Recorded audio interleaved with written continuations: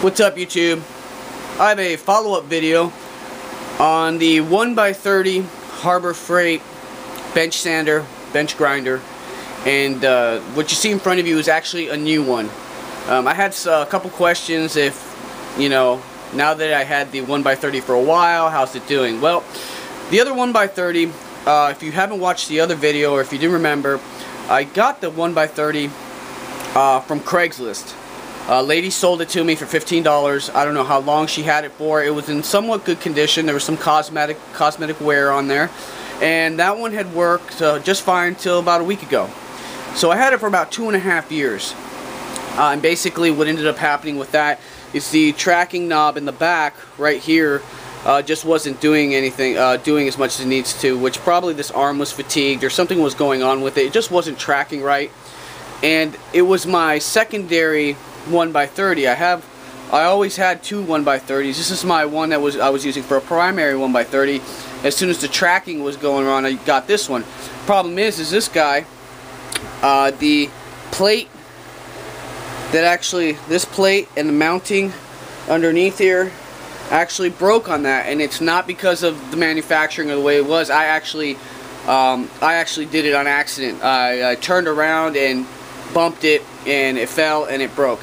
So it was my doing, and basically now this is my secondary 1x30, and basically I use it for honing blades, sharpening and whatnot. Right now I got a leather belt on there. It's got a bumping wheel on this side, so it's kind of, motor's running way strong, as the motor was on my one that I just retired, which is over there. That motor's still running way strong. So going back to this, as far as I've had this one, I actually bought this one from a secondhand store for like $12.99. I don't know if you can see that. Focus. See, this is Goodwill, $12.99. So I really got lucky with these guys as far as how much they were when I got them. This one I had stopped over at Harborfreight. It was like 39 bucks, a 20% off coupon. So roughly between around 40 bucks. The one with the 6-inch attachment on the other side is probably like 10 bucks more expensive.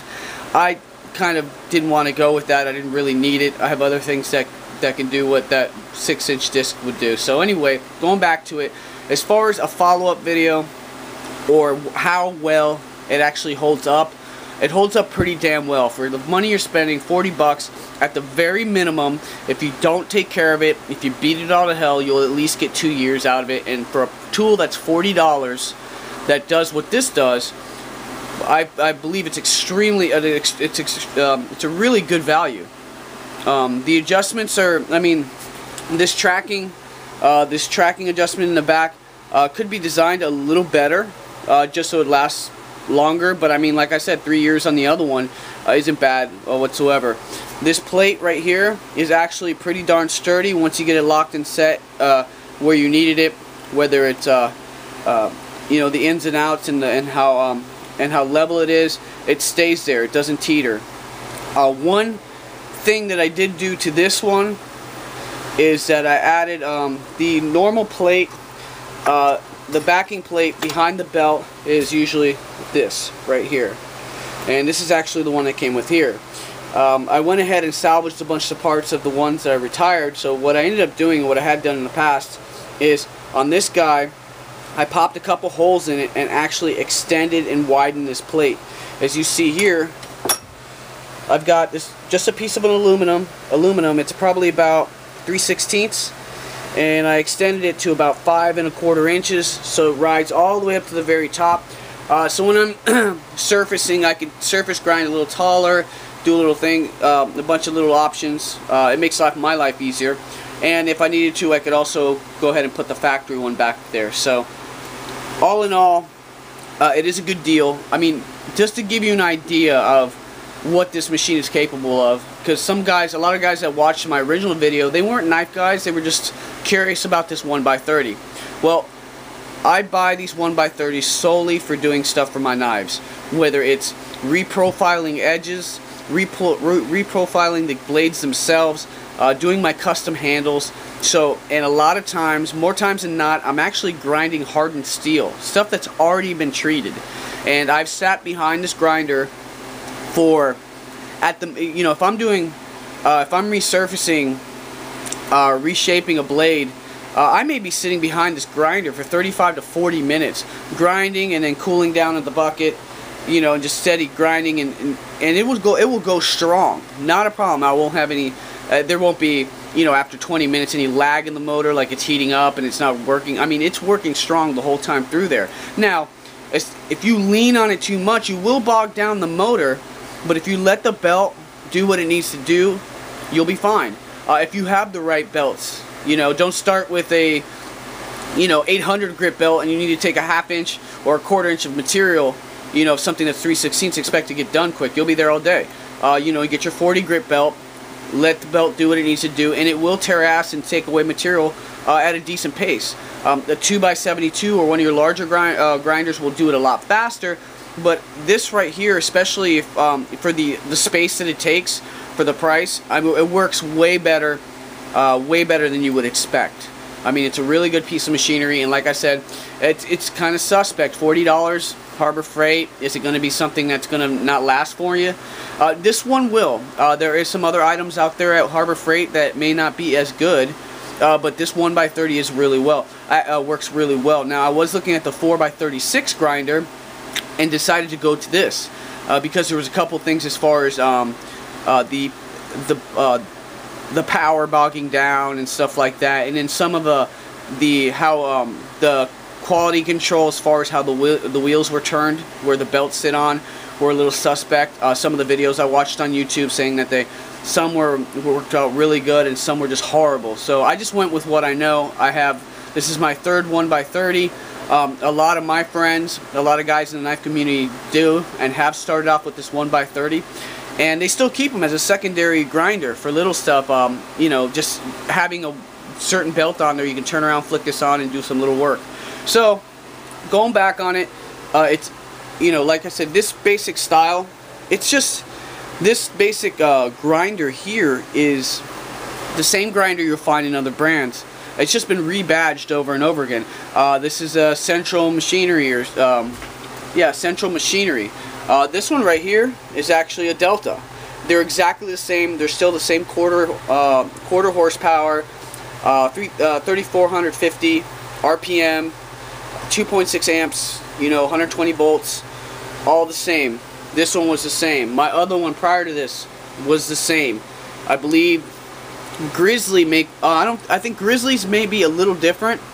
I'm not 100% sure. Maybe it's because I think it's like a it's a little bigger. There's a couple other Craftsman actually has a 1x30 that's exactly like this. So there's another one. They just rebadge it, but it's the same.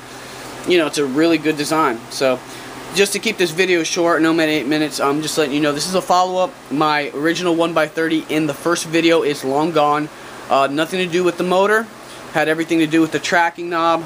And basically, I got it to last that long. I did a couple things to it. I always always have the vacuum hose hooked up there, and I always go ahead and vacuum out the bearings that are inside these wheels are sealed, so it's awesome. So you go in, you vacuum those out. I hit them up with WD-40, let it run, let the WD-40 get in there, clean out any grime, maybe vacuum it again, and then hit it with some either some 3-in-1 oil or the same stuff I use to lubricate my knives. And I do that from time to time. Usually it'll let it know when you don't want to turn your grinder on and have it be a lot louder than it should be. Like this guy right here, pretty nice, pretty quiet. This guy over here, this guy right here has to be like 3 or 4 years old. And basically just constant, just every so often lubricate it, and make sure you clean all the dust and debris out of there. This back wheel, you could actually stick the WD-40 nozzle right here and get in there and get into access to the bearing, and then you open this case and get to the other side. This guy, the same thing. This probably won't be around for too much longer. It stayed on there for now. I don't know how long I'm going to keep it on there. I do like to use the top end of this wheel. But anyway, just to give you a follow-up on it, it's a great tool. Especially if you're doing woodworking, you have no problems with this. I mean, this little guy will tear ass through wood and you'll use it for a while. The only limitations, it'll be the fact that it carries a 1x30 belt. You're only going to have 1-inch surface to grind on there, but I can't imagine with the using the right belts, I don't think there's anything you can't sand or shape with this machine. I mean, because like I said, I shape hardened steel, and I'm talking 45 minutes. I'm not lying to you when I'm saying steady behind it, grinding, taking 1/4 inch material 3/16. I actually ground a blade that was a 1/4 inch 1095 high carbon steel, and reprofiled the whole edge, reshaped the handle, and did all that. And it took me a total of about well, the work I had, the way I sketched it out was quite extensive. It took me about an hour and a half to do, but mainly it was just going back and reprofiling the edge and making sure it was 100% on point, and just really just sitting there and finessing it. As far as taking the material off, I mean, if I went really quick, then it would have taken me like an hour to do. So 1x30, tried and true. Highly recommend it. And just go ahead and make sure when you get it home you test it, and make sure there's nothing funny with it. If you feel the need to get the extra insurance, do it, but you do have 90 days after you purchase it to take it back. So right off the bat, get it going. Take something, something that's going to put a little bit of make it work a little bit, and run through the paces there to make sure everything's on point. And then right then and there, if you know everything's fine after that, then you'll have a good machine and it'll last a while for you. But for $40, you can't beat it. Make sure before you go to Harbor Freight, every time before you hop in the car to go to Harbor Freight, look online, type in Harbor Freight 20% off coupon, and either print it out or have it on your smartphone. So every time you go into Harbor Freight, no matter what you're getting, you can take the 20% off your most expensive item, and it'll save you a couple bucks. That's what I did with this. These guys I've never seen it get any cheaper than $35 for this. If you do, then hop on it. So anyway, guys, thanks for tuning in. Just a follow up, appreciate it. Hope you guys found this video a little helpful, and actually help you make a good decision on your next grinder. Take it easy, guys.